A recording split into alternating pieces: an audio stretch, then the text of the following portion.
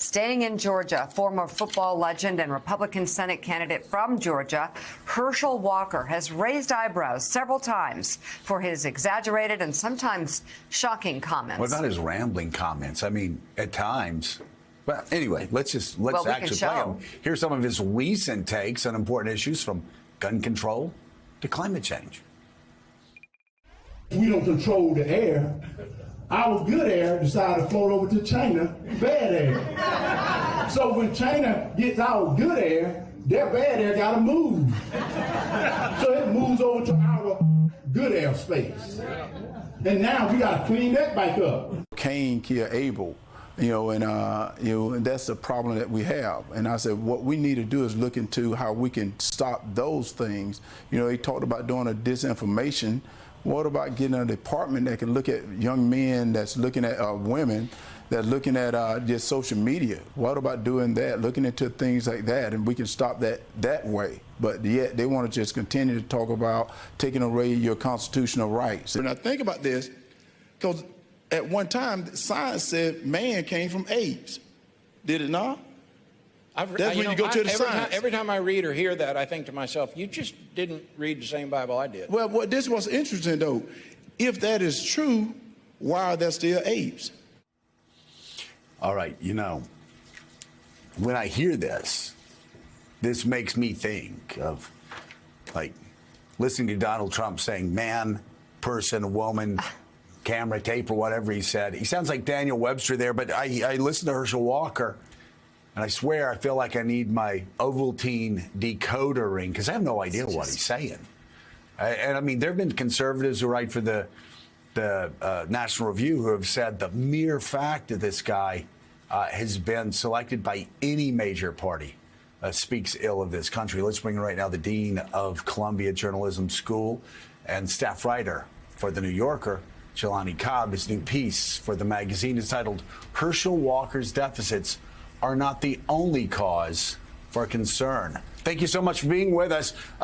Give us your take on Herschel Walker, because I sure as hell don't understand what he's saying on evolution, on climate change, on anything. Well, I mean, I think it's a strange thing, in that the Georgia Republican Party was aware of this well in advance of any of these things. There was a kind of internal resistance to him being pushed into that campaign.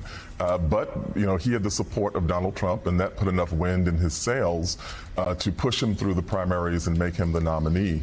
Now, his obvious deficits, I mean, they don't really need to be explained much more than those clips did show, themselves. But the other side of it is that this is happening. We have semi-qualified, less than articulate candidates who run for office all the time.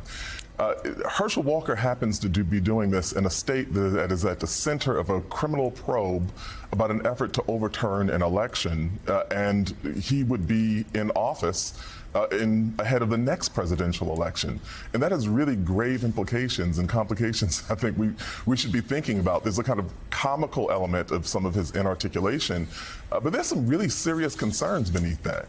Your New Yorker piece on this, does Herschel Walker's candidacy raise a larger issue in terms of the damage that's been done to this country via the former guy, Trump? Sure. I mean, the celebrity aspect of it, just get a famous person out there, act tough or whatever, and you might get elected too. And who can say he might not get elected? I mean, anybody can become president. Anybody did become president. Sure, and in polls, he's about 3 points behind the current Senator Raphael Warnock. So he has more than a reasonable chance of being elected. But in the piece, I pointed out his most obvious qualifications for the Senate seem to be his 5,000 rushing yards at the University of Georgia and his Heisman Trophy, if we think that those are things that make you suitable to conduct public policy. And it also seems that he's had a number of revelations in recent weeks, embarrassing ones, including a number of children that he previously did not admit to. Are we seeing any sort of impact on his poll numbers on that? But also, secondly, what is that saying about a Republican Party that seems to be compromising itself on family values in order to support this candidate? Well, I mean, it's interesting. It says two things. One, illustrates yet again about the influence that Donald Trump has on the kind of rank and file Republicans. Right.